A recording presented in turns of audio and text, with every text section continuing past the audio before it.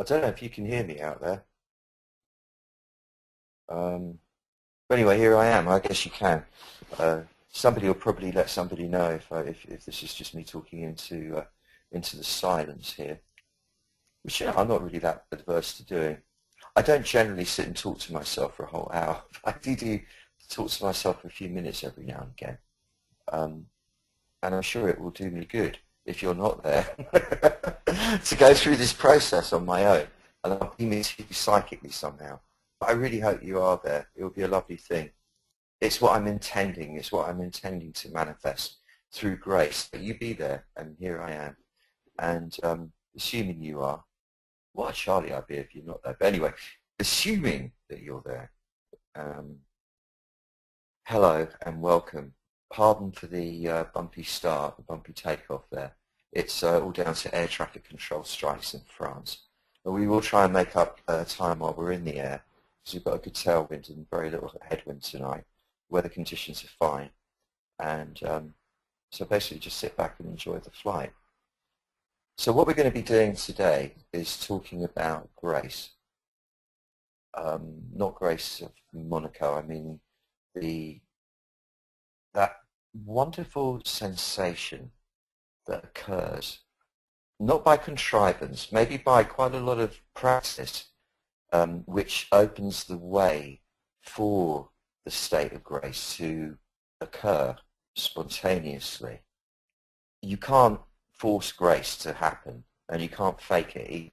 And for sure, I think that would probably catch on these days because substance, it seems to satisfy, strangely, but it doesn't satisfy me, and I'm assuming it wouldn't you either. The real state of grace, that sensation of, it's very humbling actually when it happens, when you notice that life, the Tao, the great way, the path is providing for you. Your needs are being met in the most often very unexpected ways. The sustenance, the deliverance comes from unexpected quarters quite often. And it runs counter to the mode that I was certainly brought up in, and I imagine most of us were, which was really the competitive mode. You're looking at the person next to you. This started at school, obviously, and they were doing something, you wanted to do it too. If they were doing that well, you wanted to do that well. If they were messing about and that appealed to you, you wanted to mess about, and so on and so forth. And then you were rewarded by the teacher for being a good student and behaving yourself and all that kind of stuff. That then goes on to life in general. We, as you leave school, and if we ever really do leave school, and there's this sense of competing constantly. And I'm not saying this is wrong. It isn't. It's natural. It's wired in to our circuits. I mean, it's part of nature's thrust. You could call it the linear aspect of nature's thrust.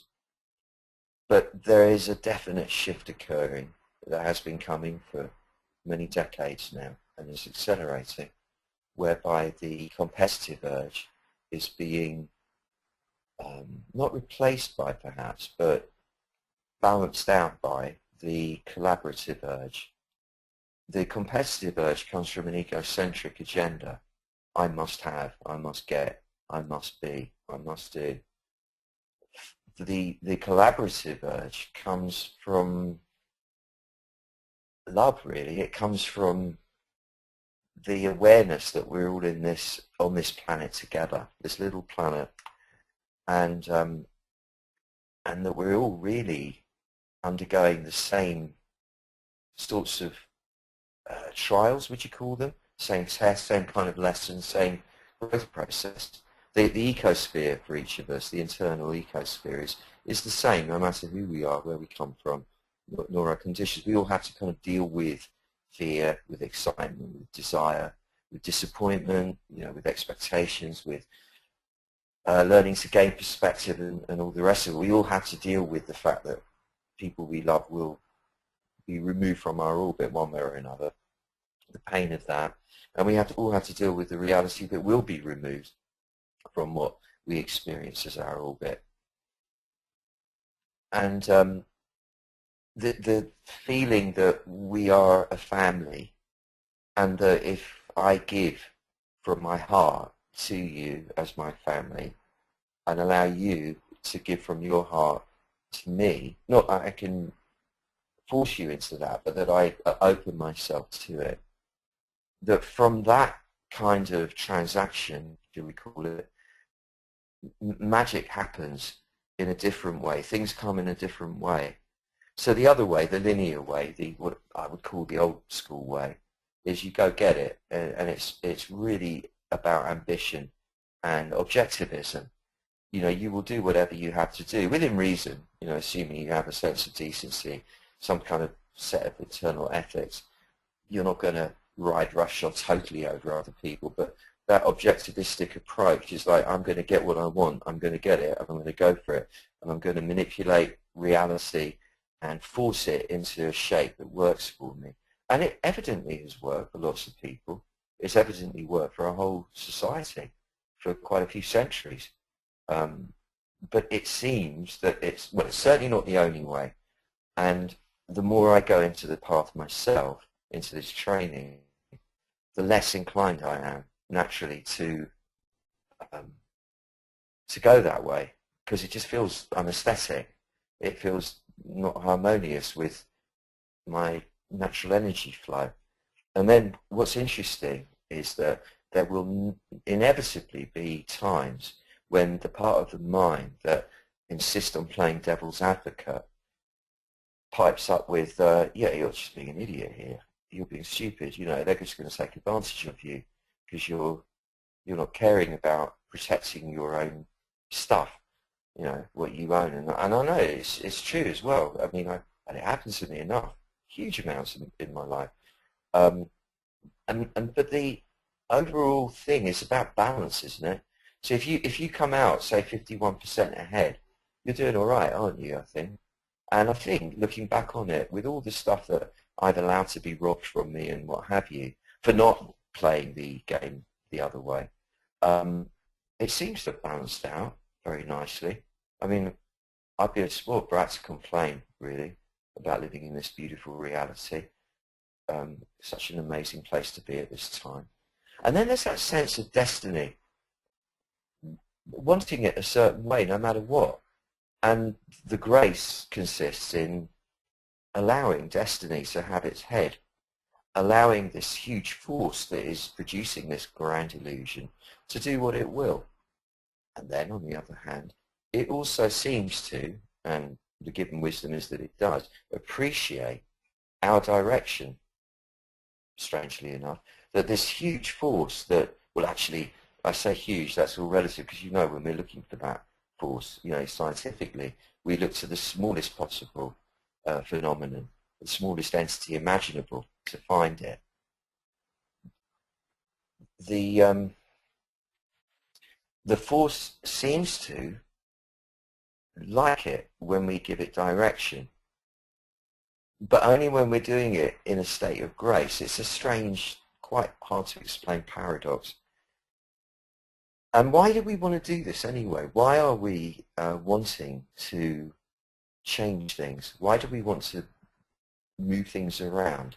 Why do we want to kind of change the decorations, the scenery, the action, the flavour? I don't know really the answer to that, but it just seems because we're responding to the natural motility of existence, the innate motility of everything. Everything is in motion, everything.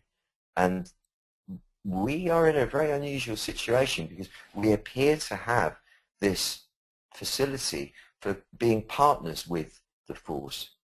I don't know what the other animals have going for them because I'm not one. I don't know if they have that. I don't know if they need that even. Maybe they're much smarter and they don't bother. I was looking at various bits of footage in connection with the video, and one bit we were looking at was an ape who stood upright and walked upright to show everybody he could do it. It was remarkable, beautiful posture, straightest back I've ever seen. And it really was quite interesting because it was quite clear that apes are able to walk upright just like we are, better even. But that they've maybe chosen not to, because then you've got to start wearing a suit and a tie, and you become a slave to this whole go-get-it thing, this manipulation of the resources and stuff that is a very dangerous game, as we know. Not that we can help it, of course. That's our way to do that. So anyway, here we are, and why, I don't know. We want to mess around with things, not just leave them be. If we were of that mind and we were capable of just letting things be, we'd all be living a much, much, much simpler life. But then we wouldn't be doing this now. We wouldn't have internet. We wouldn't have technology. We wouldn't have language like this. We wouldn't have this unfathomable sophistication of exchange of ideas. It just wouldn't exist. And so this is meant to be. And it's exciting. I'm not claiming at any moment to have the answers to all questions or even try to. I mean, I'm as perplexed as anyone. But what I do have is the Taoist principles. How they got them, who knows? They say they got them from aliens originally, which wouldn't surprise me at all. Nothing surprises me, really. Well, certain things do, but that doesn't. And perhaps they did. Maybe they didn't. I really, really don't know. But what they did have and what they passed down are rather remarkable, hugely robust principles, which, when adhered to, cause shifts to happen in not predictable ways, but along predictable channels, if you like. And one of the things that they addressed was this whole business of getting what you need. Now I must confess, it's taken me. When did the Rolling Stones come out with "You Can't Always Get What You Want"? I mean, I think I was about 13 or 14, and I'm nearly 60 now, so whatever that is, a long time ago. Long time ago, 46, 7 years, whatever it is. It's taken me to really finally be able to agree with Mick Jagger and Keith Richards that you can't always get what you want, but you can always get what you need. You get what you need. And this sort of wanting is the interesting bit. Because a lot of the wanting is to impress other people. I mean, the things we want are actually, when you analyze them honestly enough, are really there to impress others. And why do we want to impress others? It's because we want to be included in the family. We're looking for inclusion. It's natural. It's the bonding mechanism. We want to be in it. And because we've become so amazing, really, and capable of achieving and creating such wonderful art and stuff that we do, we get a bit carried away with it all, in a way, as we would, of course. And so we kind of lose the awareness that we're already included if we open our hearts and connect, and feel that we have to prove something. And again, this is good because it creates progress. The competitive aspects of us, the part that wants to impress, is a valid aspect of the drive that gets us to create wonderful things, wonderful new offerings that do make the world a lot more fun for everybody. I don't think you can really do a lot better than that, making things fun for people on the deepest level. So there's no judgment going on here in any way. I would not want to suggest that there were. And if there's any inflection of that in my voice, it's not intended. I'm not suggesting collaboration is better than competition. That would be stupid. That would be like saying yin is better than yang or whatever, or vice versa. But I am saying that the more I experiment with this collaborative approach to existence, the more relaxed and at peace my soul is. And I seem to get what I need. I see things seem to roll along in a fairly magical way. And so that's what I'm here to propound really today, is the method of this Wu Wei method of allowing things to occur through grace rather than force. And it goes a bit like this, I suppose. You start off by intending what you want to happen. So like, I know what it's like when somebody says to you, what would you want? What do you want? You go blank, don't you? Because it's like, well, I want so much, and so much conflicts, or seems to conflict with it with itself that I don't know. I'm really sure, not totally sure what I want, but I would really suggest now that taking this opportunity to override all that stuff and just let your imagination run wild. That's the point, I think, initially, when trying to determine your intention. Let your imagination run free. Don't block it with those rational, apparently rational thoughts and saying, well, that's not going to work, is it? Well, that's not fair, you can't have that. Just let the imagination roll a bit, and it will produce a picture if you allow it to. It's a bit like when you pull the arm of a fruit machine. and the symbols spin round and round until they settle into the place they're going to end up in. It's the same. Just allow the imagination to spin until it settles into a place that produces a picture or a hint of a picture. It doesn't have to be defined. And be honest with yourself. Don't try and be nice. Don't try and be worthy or righteous or whatever else it is, or even responsible in this bit. Just let yourself indulge in imagining whatever it is, however bizarre, however stupid it may seem. Doesn't matter. Just let it happen. That's the first stage. We'll get back to this again in the actual process, but I'm sort of setting it up here. And then it's important to acknowledge that whatever it is you're seeing in your imagination constitutes but a moment. That's all. It's a moment in time and space. So what you think you're doing is imagining a whole universe, a whole reality.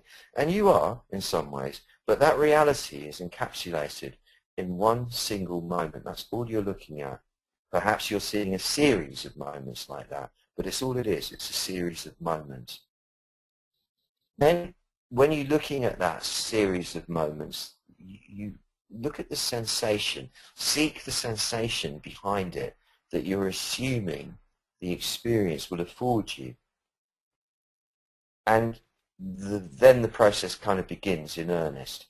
So for example, I don't know what my mind threw up there because I was talking, but you probably got something it threw up, some sort of picture. I mean, I'm making one up now, something that's actually, I'm just seeing it sort of like a house made of icing that you get on the frosting you put on cakes and stuff. So like a house that's like that. Very, very magical, like a fairy house, all white and glistening in the sunlight. I'm seeing it high up on a mountainside. It's semi-real, but I mean, you couldn't live in a house made of icing, could you? It'd be stupid. But that's what it looks like. Maybe, 3D printing, it looks like a house made out of that kind of lace that they make with the 3D printing. That's what it looks like. And it's lit beautifully, and you can kind of see through all the walls, sort of. It's a bit like a Japanese design. And I can see over in one side there's a beautifully laid out studio with a view out over the valley. And I can see there's a lovely yard outside to do Tai Chi practice. And I can see people coming and going, cars pulling up. I even see helicopters landing, not police ones, they're nice ones. And people getting out and smiling and laughing. So I'm picturing a wonderful, grand scene somewhere in the mountains of Europe, I think it is. And there I am, smiling and beaming, feeling very satisfied because I've just completed some major musical opus and I'm really relaxed and feeling good. And things are rolling smoothly. And it's not too kind of like jarring and jagged and broken and intermittent, the flow of manifestation in terms of getting stuff out there, people doing things that need to be done and all that. And I'm in good touch with everybody, everybody, through video and through whatever else, and feeling all right, like I'm on top of it all. And I'm rolling with it. I'm not deluded into thinking this is it. I know that I'm going to die. I know that this is just a game I'm playing while I'm hanging around waiting to die. But it's a beautiful game and I'm loving every minute of it. I'm loving the poignancy of existence. So this is my vision that I'm seeing right now. So the next thing is I ask myself, what sensation does that vision give me? What is it that I'm getting in that series of moments that I'm seeing? And what I'm getting from that is a sense of excitement in my belly. I can feel it. And a real excitement, not the one where it's mostly fear or just a bit of excitement, a lot of fear. It's that real wonderful kind of fueled excitement of life is beautiful. I love this feeling, that kind of sensation. And a sense of confidence, not an arrogant confidence, confidence that is aware of my place in existence, just a confidence and a feeling of satisfaction that I'm reaching many people with good energy and making a valuable and valid contribution to the collective. So that makes me feel fulfilled and worthwhile. And I'm looking healthy and strong and feeling that, feeling strong, feeling confident, and feeling worthwhile. So then I take that kind of combination of sensations, excitement, feeling worthwhile, feeling healthy, feeling strong, feeling satisfied and connected and warm through that. I take that group of sensations and I choose them. I choose to access them within me now. Because of course I can. You don't need to take a pill or whatever to make that happen. You just choose it, and within a short space of time, there it is. It's easy to manifest a state. I mean, of course you can. It's your mind. It's your ecosphere. You command it. Now, what that does is it initiates the appropriate magnetic resonance. So if you have any belief in the sense of this law of magnetism, mutual magnetism, as Rumi said it, that which you seek seeks you also. I do. It seems to kind of resonate for me. That by setting up the right magnetic resonance, it invites the conditions required that will bring all the bits and pieces that you need into being, into your orbit. The next stage is choosing the mode in which you want to travel and arrive there. Like there will be an episode of time-space kind of experience. It's the thought, the visualization, the awareness of it, the revelation happens in an instant outside of time. But then that has to find its way through the much denser medium of time and space, relatively much denser. And therefore there is what we experience as a delay. When you get there and you look back, you realize it was all kind of happening all the time anyway, and there wasn't really any delay. But that's another issue, the illusion of linear time. And you choose the mode that you want to pass that passage in. So if you don't, it will choose itself, and it will default to the habitual ones, which are generally the worrying, stressy thing that we all seem to get into doing if we're not careful. So you choose actively what mode you want to pass this passage of manifestation in. And we're going to be doing a lot more on that next week. I don't know what I call it, dance tidy. That's like dancing with the yin and the yang. But it's important at this stage to focus on it. What mode do you want to get there in? I mean, for me, it's kind of easy, light, fun, childlike, joyful, playful, laughing a lot, enjoying it all, feeling confident that it's going to be all right, and not giving a damn if it isn't, because this is very important. I'll get into that more in a minute. Like knowing it doesn't matter. It's just a game. It's just a game, and it's fun. It's fun. So that lightness of spirit, lightness of being, that would be the mode I'd want to choose. You might want to choose a different one. You might find it more enticing to become serious and studious about it all and focused, and that is fine, and it doesn't matter. Whichever way you want to play it is good. But generally, knowing that you have a choice between being miserable and being joyful, make sure you choose the joyful one, because there's no value really in being miserable, as far as I know.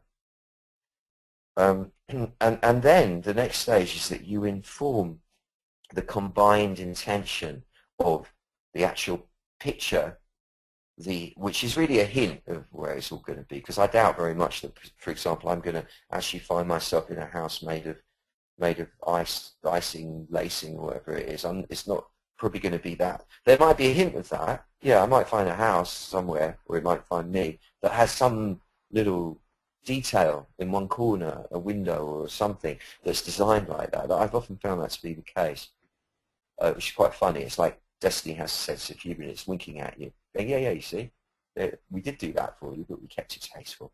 But the sense of that, whatever that evokes in me, and whatever your picture evokes in you, combined with the mode in which you wish to travel there.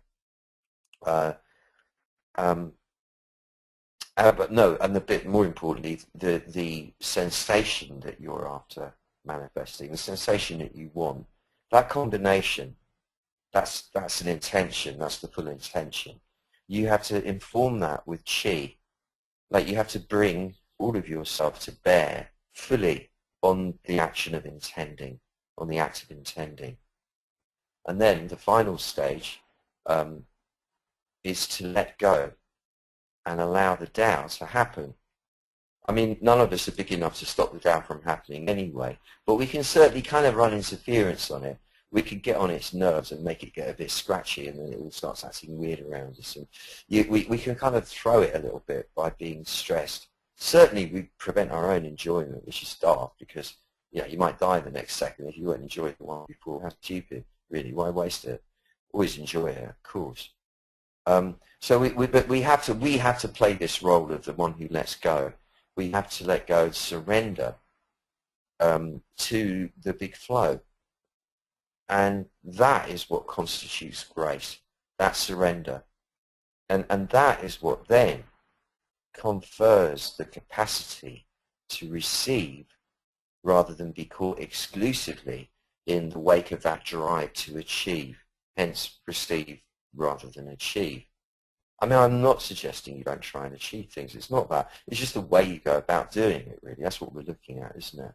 We're looking at the way the Taoist master would make things happen with such ease and with such elegance, with so little effort.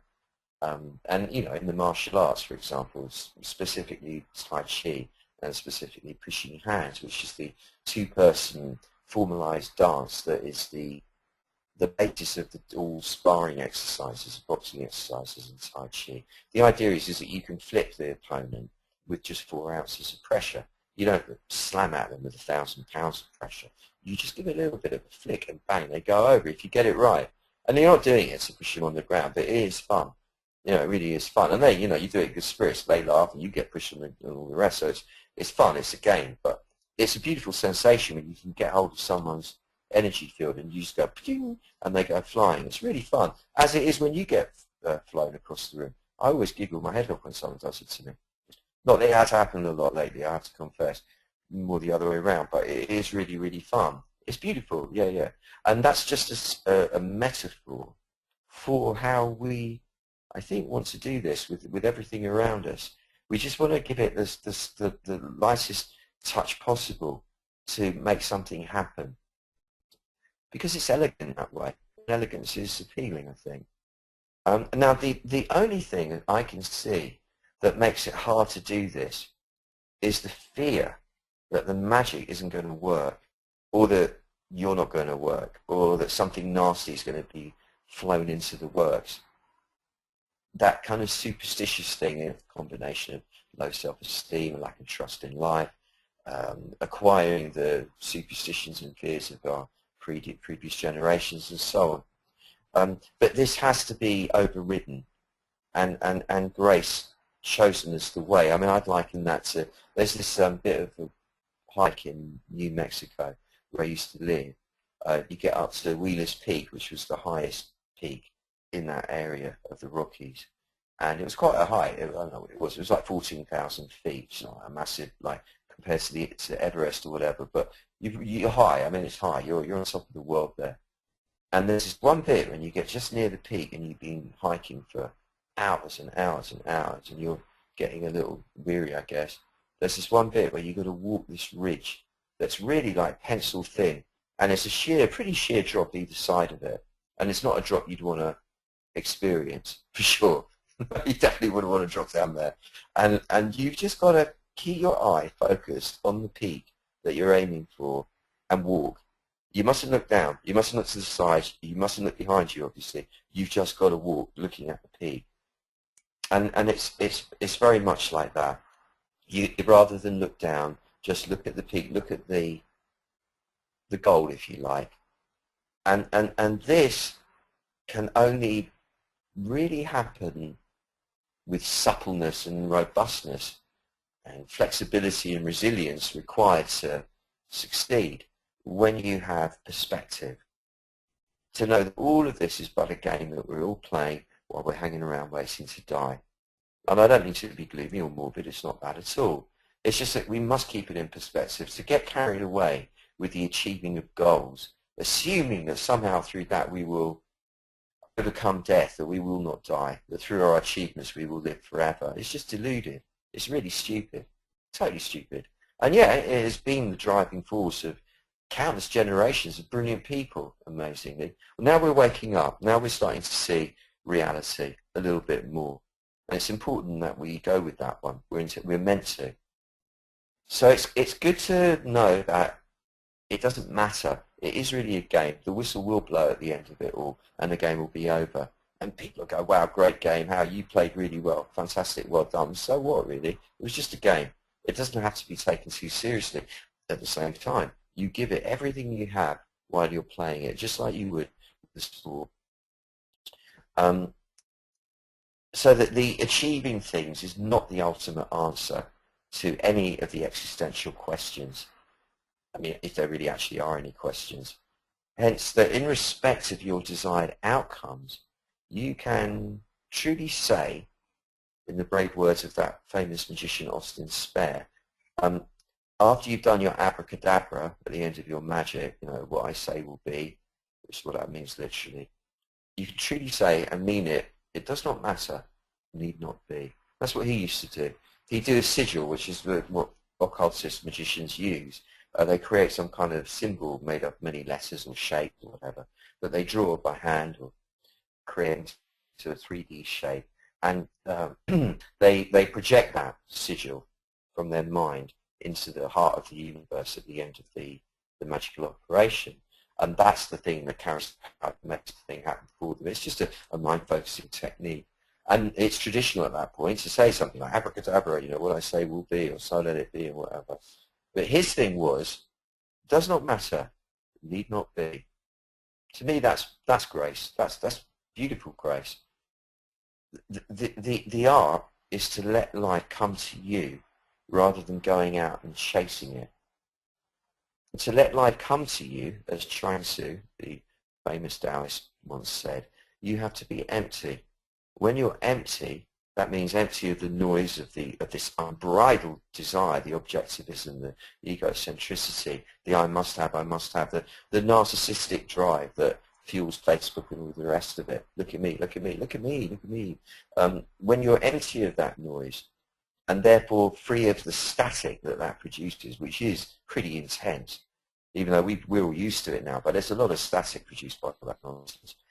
When you're that empty, even the gods and spirits come to you bearing gifts, let alone mere mortals. And we must remember that anything you want, everything you want, is provided you by the agency of other people.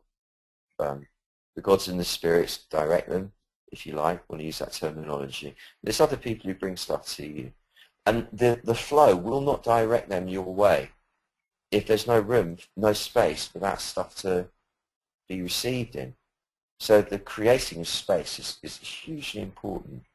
And that goes along with knowing that it's not the receiving of the things that's important, it's the celebration actually of that space that you're creating, of that emptiness.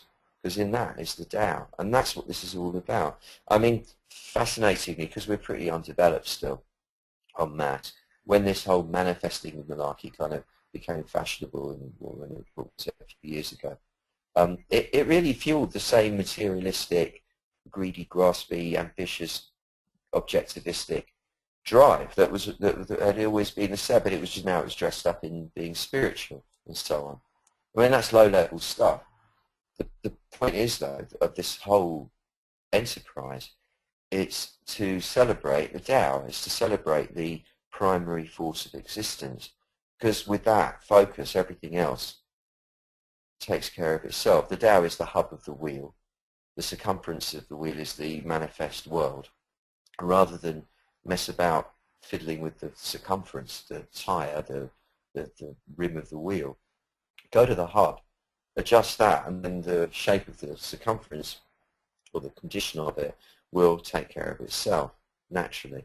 And the whole Taoist thing is all about that, going to the nub of everything all the time, making the adjustments at the nub of the machine and letting the circumference, the periphery rather, adjust itself accordingly, rather than waste your energy messing about with the periphery. They would say that that's a game for fools. But all of this is only possible with an underlying sense of trust that the great Tao informing and subtending all of this experience we're having is benign and has your back, literally. We do have to remember when considering that the one thing we really do know, we know it from quantum physics experiments, we know it from the Taoist mystics, is that although we can't determine objective reality, merely subjective reality, we do know, therefore, that what the Tao is, what life is, if you want to call it that, is merely a mirror to what we believe it is. So if we believe the Tao has got our back, the Tao has got our back. It really is that simple. And that's the bit I was saying at the beginning. It likes it. It requires us actually to direct it. And that's what I mean by directing it. So I say to the Tao, okay, Tao, you are now benign. You always were. You are benign. You're a benign force, and you've got our backs right here, right now in this session. And we're doing this in your presence. We're doing this in full awareness of you and in your full awareness of us. We are manifestations of you. We are expressions of you. We are deluded most of the time into thinking we are just these physical forms and personalities and thought complexes. Yet we all know that behind all that, behind the mask, is you, the big one, the big presence. And we're now together from all over the world using this remarkable medium technology to celebrate you. And we doing it because it's nice to do, but also because in the celebration of you, we also know that that will trigger you to lavish gifts upon all of us present here, and these gifts will be so abundant that we can afford to give them away to those in our lives. In other words, we can share the bounty of what's coming from doing this with everybody, and the more generous we are, the more you'll keep lavishing the gifts on us. So we're entering into we're reinstating the flow of abundance from and in you on behalf of all our brothers and sisters right now, and specifically to this elite group of us that sit here in the VIP lounge, in first class on the plane, if you like, because we're the ones doing it, so we're entitled to it. And you agree with that, Dal? I'm just hearing the Dal go, of course I do. So let's start. Take this opportunity to give yourself supreme comfort. In other words, stop running interference on your own comfort. Let your body relax, which it does want to do. Let all the muscles of your body soften and warm and elongate and relax and just become smoother, less held, less rigid, less bunched up. Just feel every muscle group in your body responding to the command from within you. Let go, come on, let go. And you feel yourself letting go. To accommodate this relaxed state, hold your bones in position because you don't want to just become like a heap of bioplasm on the floor. And that's what the skeletal structure is there for, is to give you shape while you've got a physical form. So use the spine properly, elongate it. Picture from the tip of the spine to the crown of the head is becoming stretched longer and longer and longer, as if some invisible snake charmer is playing an irresistible ditty on his, his shenai or whatever they are, so that your spine is unfurling and elongating, the crown of your head reaching for the sky. Let your shoulders drop and let them broaden so that you can bear the story of reality better. Raise your breastbone a bit to give you a hint of nobility, a bit of regality. You're the sovereign of your world, the ruler of all that is for you. Breathe slowly, because this is the most powerful tool you have for regulating your mind state. Just breathe slowly and set your tempo. You're no longer obliged to run at the tempo of everybody else. And bearing in mind everyone else is running at the tempo that they think everyone else is running at. So it's a false tempo. Let yourself run at your tempo and determine that by breathing slowly. Retrieve your panoramic perspective. So rather than be caught up in the minutiae of daily existence and the trivial considerations that the mind is prone to engage in most of the time, draw yourself backwards inside your body and inhabit your own back. Let your mind rest in the rear of your skull and let your physical presence lean right back into the back of you. This is the super VIP area. This is the really elite, super deluxe, super VIP area.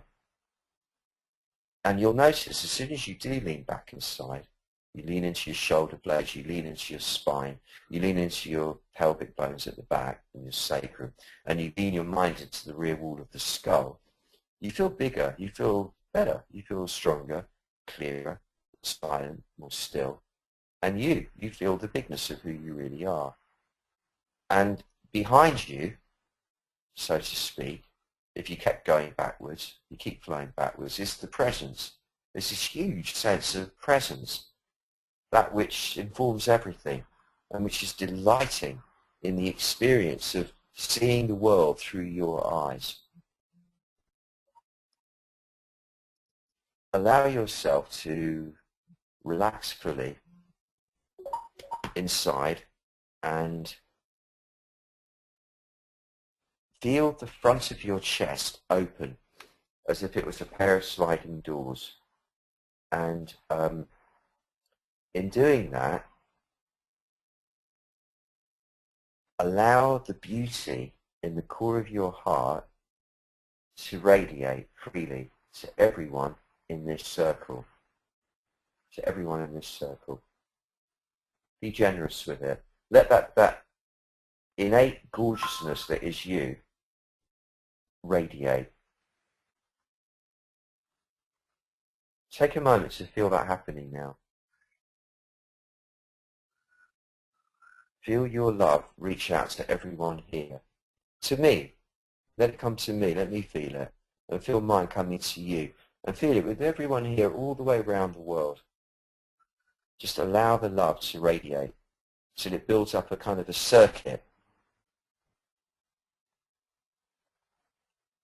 And that circuit acts like a mass radiator which sends this love outwards to everyone on the planet and beyond, all sentient beings throughout existence.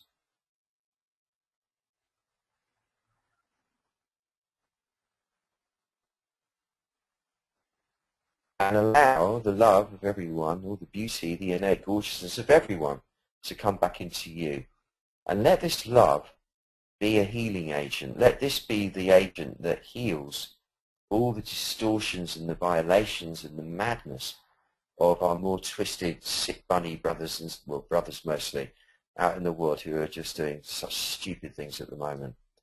Just let this be the healing agent. Let our love be. Let us take responsibility right now for healing the warp and weft of the collective consciousness right now, because that puts us in good relation to everything around us. Now, be thankful for being here. This means be thankful for what is right now, despite the fact that it doesn't yet comprise what isn't here yet, the bit that you want. So be thankful for this. Yeah, thank you, thank you, thank you. Be thankful for everyone else being here, because without everyone else here, it really would be dull. Thank you. You'd be in solitary confinement, basically. So be thankful. Thanks to everybody. No matter the difficulties in dealing with people and all the stuff that goes on with everybody, be thankful for it, because it is a beautiful game. Be thankful for it. Now, give your imagination the command to be free. Just say to your imagination, let yourself roam now. And give yourself a few moments of just allowing the images to arise as they will.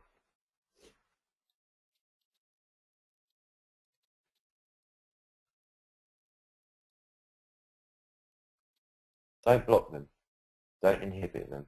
Don't criticize them. Don't analyze them. Don't evaluate them. Just let them come.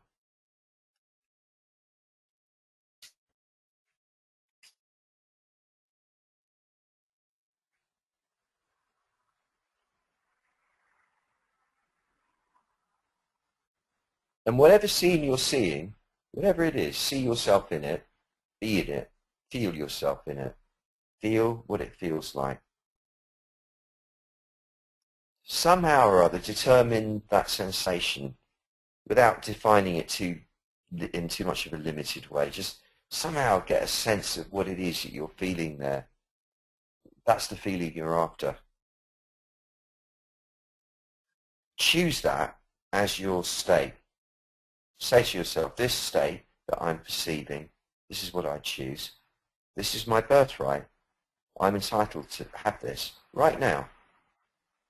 And as that state starts to manifest inside of you, picture that resonance halo, or picture the resonance halo out all around you.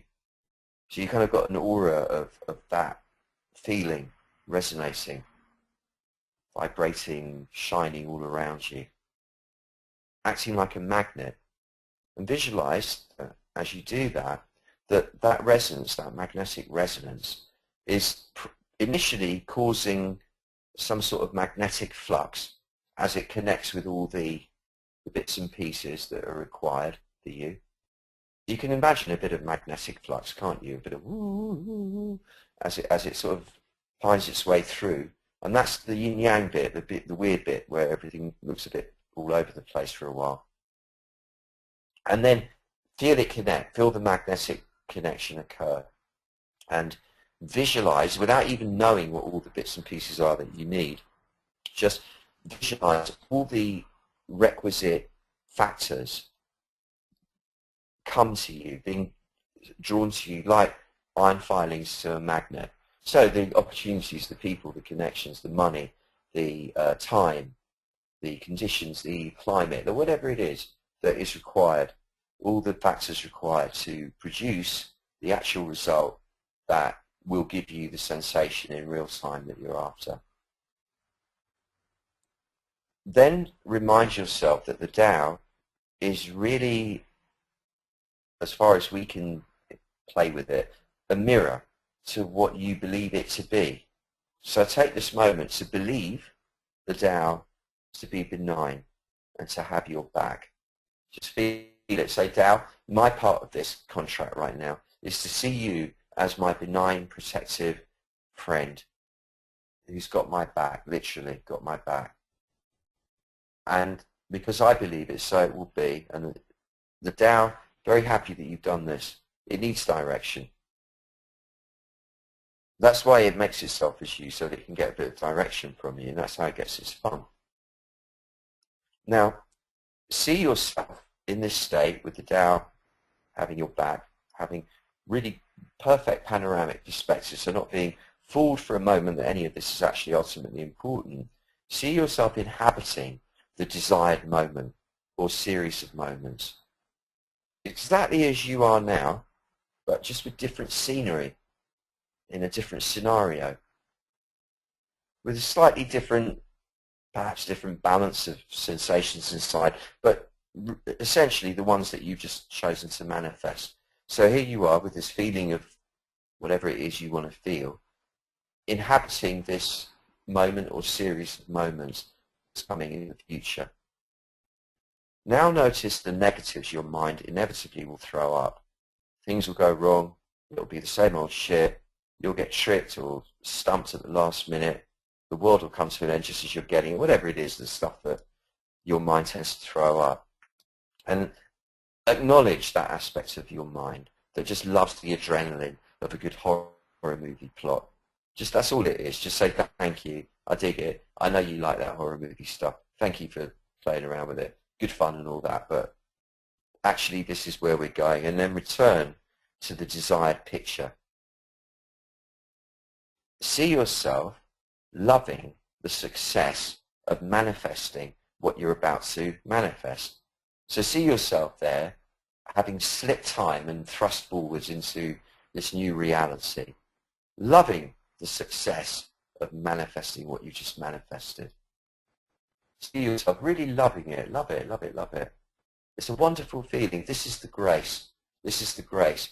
And it's not one of hubris. It's not a sensation of hubris. It's really the opposite. It's very humble, a very humble feeling. You feel humbled in a beautiful, dignified way as you receive this magnificent boon from the power involving this entire show. It has rewarded you with a beautiful prize. It's really just a sub-prize because the big prize, as I say, you've already got. Then remind yourself, so saying, that everything is unfathomably magnificent as it is right now. Remind yourself that you really already have the biggest prize there is, being here. And that nothing else, no moments or series of moments, no matter the thrills or the spills they comprise, can be bigger prize than just being here. There's nothing out there that you can manifest that's going to be bigger or have more value than the prize you've already got and have had all the time. This is it already. And really take a moment to be with that. With the free of the wanting, free of the grasping, free I've got to make, I've got to change, I've got to do, I've got to be. Let all that go and just be here and go, I've already done it. This is it. I'm here. This is it. All the other stuff is just a distraction. It's a beautiful game that we're playing while we hang around waiting to die. But right here, right now, I've got it. I've got the gift. I've already got it. Thank you. Then acknowledge that within the illusion, this beautiful game we play, there will inevitably be the cycling of the yin around the yang and vice versa, the contraction with the expansion and the expansion with the contraction. And it's going to go round and round. It doesn't matter who you are, how clever you are, what you do, how good you do it. It doesn't make any difference at all. There will always be the constriction followed by the release. It has to go that way. It's just the way it is. So you brace yourself for that. You vow to yourself, I'm not going to indulge in being a baby anymore. I know it's going to be like that. I let go. I allow myself to be squeezed and stretched variously as situations demand. But throughout, at the core of it all, here I am, rolling with gratitude and grace, which of course shares the same root, towards the inevitable manifestation of the most beautiful, perfectly appropriate scenario to feed me and my soul the way it needs to be fed, and therefore enabling me to feed those around me in the way they need to be fed. And then you say your abracadabra, whatever that is, so be it, so mote it be, so let it be, abracadabra, what I say will be.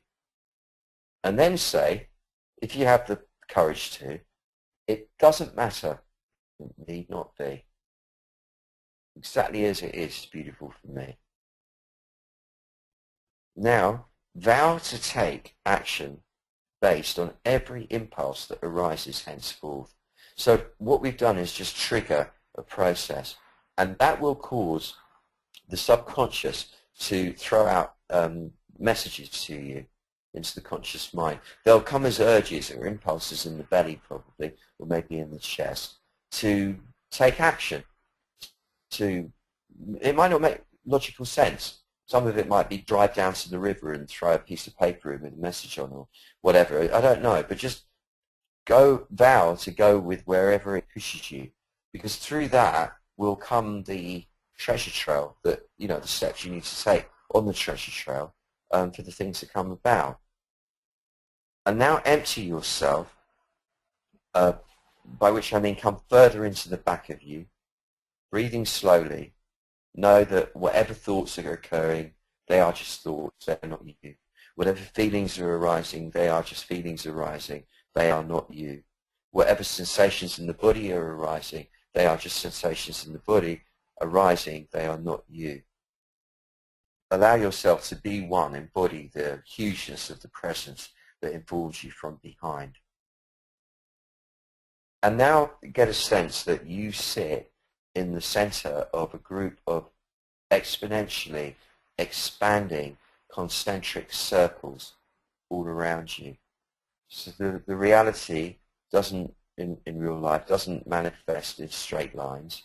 It's not that we're going from point A to point B. That is merely a very limited description of what's occurring for convenience sake, so that we don't go nuts thinking about it too much. What we're actually doing is inhabiting bigger and bigger circles around us, and the size of the scope of those circles comprise all the action and facets involved or comprising the thing that we're going to manifest.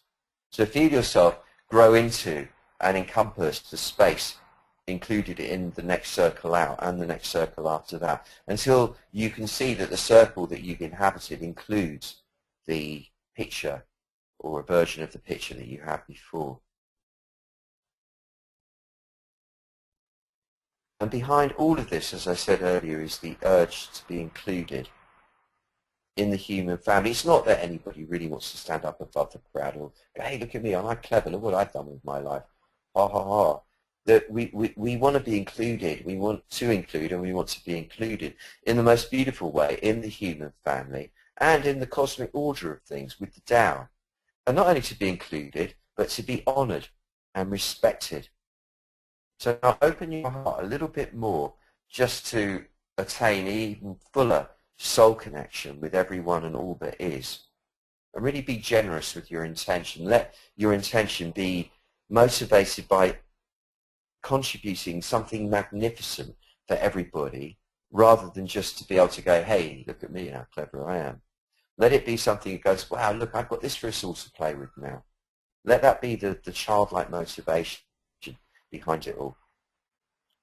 And now get a sense that there is a whole lineage of ancestry that is responsible for you being here right now.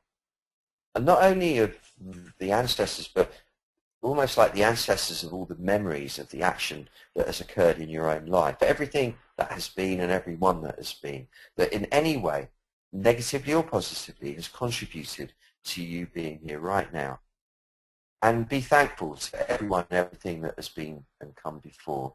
And get a sense of that comprising a guardian entity, something that's protecting you. Feel it. Feel that all around you there's this huge presence that is protecting you. It's really got your back, literally got your back. It's really protecting you. And now become aware of destiny. Destiny is that aspect of Tao which, as far as our eyes can see, hasn't manifested yet. If we have bigger perspective and we zoom right out so that we have the eyes of Einstein, we would know that it's already all happened already. But from where we're looking right now, it doesn't look like it's happened yet. And that which appears not to have happened yet, that's destiny. We'll embrace destiny as your beloved friend now. Feel it as an angel come to hug you. And feel yourself in a beautiful embrace with it. This gorgeous angel called destiny. It's your beloved. It's come to gift you with everything you want, or everything you need. And feel yourself filled by it, sustained by it, nurtured by it, loved by it, and you love it in return.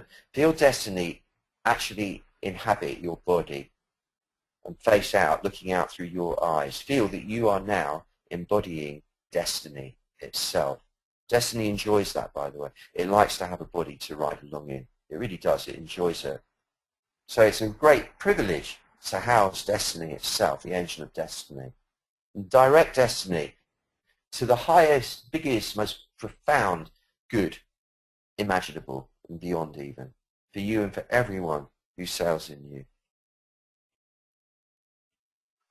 And know, just remind yourself before returning, that no one or nothing that's external to you out there in the world is able or even there to fill your hole.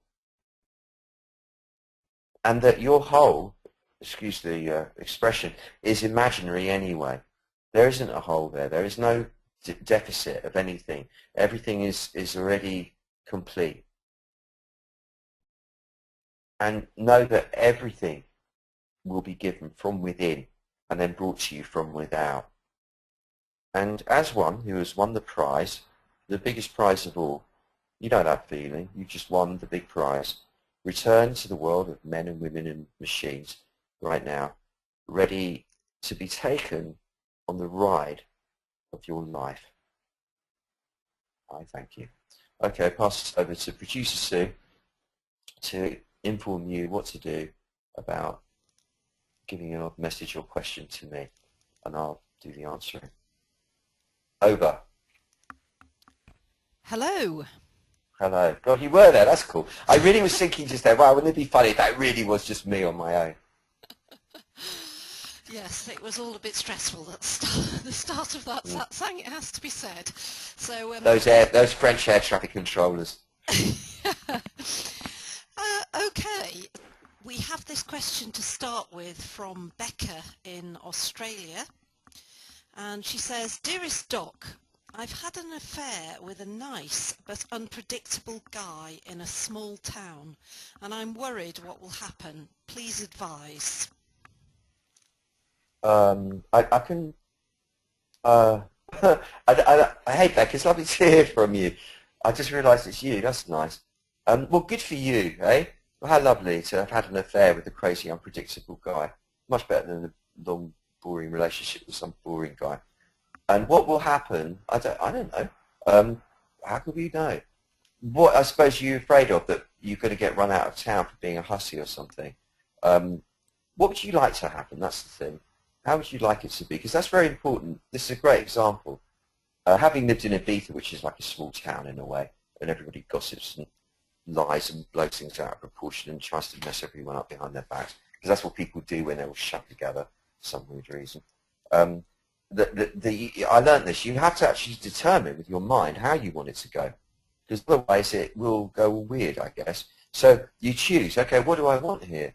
I want there to be harmony. I want there to be mutual respect. I want us to be friends. I assume you want to be friends because it's important, I think. Why would you want to be intimate with someone, really, if they weren't at least potentially a friend? And, the liaison that you've enjoyed is nurturing for both of you, that you'll both be able to greet each other with respect and admiration and so on, and that anything he says about you to others will be complimentary and vice versa. So you picture that kind of level of harmony occurring, and perhaps you're asking how to make sure he comes back. I don't know, and because he's unpredictable, you mentioned that, I'm not really sure.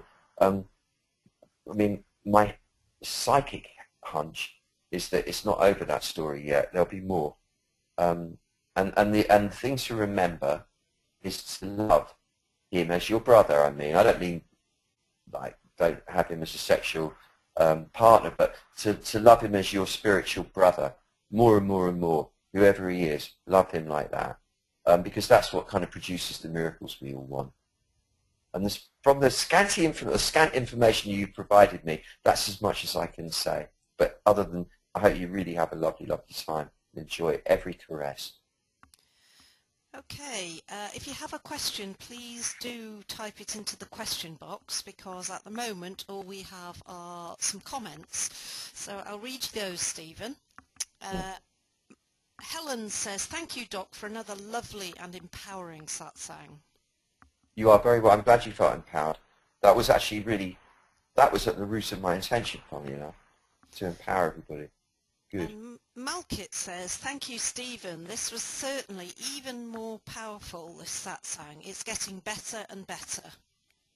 Well, it's wonderful that you grace us with your beautiful presence so regularly and frequently. I really take that as a great honour. And we all contribute to this. It's coming from all of us. So you're equally responsible. You're totally welcome, and thank you too. And David says, deep gratitude to you, Doc. These satsangs are life-changing. Deeply appreciated. As I deeply appreciate you saying so, David. Thank you. I agree with you. They are.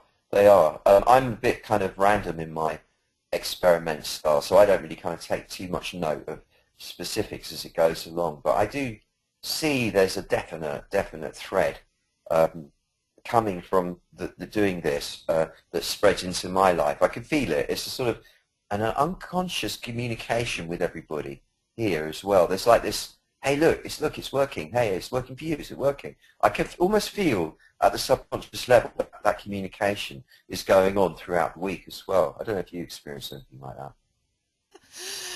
Okay. Inga says, ditto to David's perception about the satsangs being life-changing. Thank you. Yeah, good, Inga. I'm glad. I'm really glad. And Ross says, thank you for your expounding the Tao today. He's moving to South Korea, Seoul in South Korea soon, so this was perfect. And hella funny, he says. Bless you, sir. Much love. Say what's that last word before love? It says, and funny. Oh, cool. Hey, Ross, good luck with that. Seoul is quite a place, eh? You're going to be doing it Gangnam style. It's going to be fun for you there. Truly, it's like being in America. I really find it hard to tell the difference, actually. I think you'll feel very at home there. It's really fun. Good on you. Good luck. Good luck, sir. And we have one more question in on a similar theme to the previous question, Stephen, and then that's them Hmm. all. So Great. this is from Sarah, who says, Dear Doc, I've had an affair for 5 years with a man I love more than anyone else, but I think he's abusive, silent treatment, mean, thrown me out of the house, etc. My husband is benign but boring. I feel I should let the affair partner go I feel I should let the affair partner go on the basis of his behaviour, but I love him and let him get away with too much. I don't think he'll change. Can there be good in it? Well, bless you. I really love your candor. I really admire you for saying that here. Um, well, I think good and bad are relative, aren't they? They're not. There's no definitive good and bad to anything. Um, the point, though, is that the abuse, and this is important, that he is giving you is in response to unconscious signals that you are sending him, which, or have been from the start probably, which say, abuse me, abuse me. I know you might not believe that, but that's how it does work. People respond to the signals we send them. And I would imagine that the reason, if that is so, I'm not saying it is, but that's my experience of how these things work. If you are doing that, it would be because there's a part of you that naturally feels uneasy about the betrayal aspect in terms of your husband. On the other hand, that's not a judgment either, because it's very likely that without this affair, you might not even stay with your husband. It might well be this affair that enables you to remain committed to the marriage. I'm not one for morals. I don't think we can operate by morals. They're too limiting and rigid for certainly most of us. But we do have ethics, don't we? And the more centered we become from doing this work, the more kindly and considerate and decent we become naturally towards those around us. That doesn't mean you shouldn't have an affair, because we don't live in a world of shoulds. It just means that you become more caring, more kind towards your partner, and I think then the more you can accept yourself, which comes from doing this kind of meditation, the less likely you are to be sending out punish me signals. But meantime, that's what you're doing. So you've got to love it. You've got to say, okay, look, I'm doing this because this is what turns me on. It somehow balances things out for me. A bit of punishment from the guy that I'm obsessed with, because I do think you'll find it is probably a lot of the love thing is obsession, and that's okay. That works for me. Kind of weird. It doesn't matter. It might be a bit weird according to the way people might, judge things. I don't know. It's none of my business what they think anyway. But it's what I want to do right now, and it's working for me. It's giving me my juice, and I think accepting it, loving it as it is, that's what kind of transforms it. And then the more centered you become, the more aware of yourself as an integrated being who really deserves to be celebrated and adored and cherished, as opposed to punished and violated. The less you'll send the signals and the less he'll respond in that way, at which point you'll probably find that the juice goes out of it and you'll lose interest, because it's probably a lot to do with that abuse that's the turn on there. So we're weird creatures, aren't we? So I mean, but the thing is not to judge it, but just to assume it's okay. This is what I'm doing because this is what works for me. And I don't know, but love is the key. Loving your husband is very important. Really loving him as your spiritual brother, as your companion on the road. He might not be your turn on. He might not be the source of your excitement. And I don't know many husbands that would be for wives, or vice versa. But he is your companion on the path, and to love him and honour him as that. And then the fun, exciting kind of madness of the affair. Just love him as well, like your spiritual brother, and then that will dissipate the violent aspects of it to a large extent. And again, what we've done today is you've got to see what it is you want. I mean, where do you want to see yourself? how do you want you to see yourself? As the Empress, being pleasured by your lovers and being honoured and cherished by your husband and being bountiful enough in your generosity to keep everyone happy and loving it all. I mean, I would imagine that's one version, perhaps, anyway. And so let that be your intention and go through the process we've just been through, and that's what you'll manifest. And always wishing for the highest good for everybody, always wishing and intending that they're only involved in this circuit with you through free will. You're not manipulating anyone into anything. And always willing to let the husband or the lover go if that should occur through the movement of destiny, because your relationship is actually with the Tao, and that's the number one relationship. These guys, the husband, the lover, whoever it is, they are just manifestations of Tao. They're the Tao in form. And so say, focus on loving that presence, loving the Tao inside each of them. Love the presence inside them. And then that will somehow cause a reaction that will produce healing in whatever form that's meant to happen. That would be my take on it all. Well, I want to thank Sue for the fantastic job she's done in rescuing us. It was a real hairy technical doodah at the beginning there, and for conducting or facilitating the show here. Thank you so much, all of you, for coming and being my brothers and sisters. It's such an honour and a privilege, and it's beautiful. I love this, and I love you. Thank you. Come next week where we're going to do tidy dancing as opposed to dirty dancing. Thank you very, very much indeed, and have a wonderful week. It's going to be beautiful. Thank you. Take care.